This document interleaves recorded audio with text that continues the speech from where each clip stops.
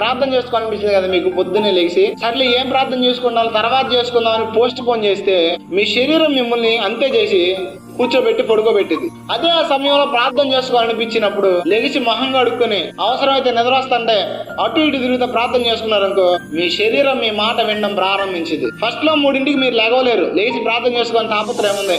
కానీ అలారం పెట్టుకునైనా ఎట్లయినా సరే మీరు లెగిసి గనక మీ సమయాన్ని మీరు సద్వినియోగం చేసుకుంటే సోమరితనం అనేది మీలో నుంచి పోతుంది.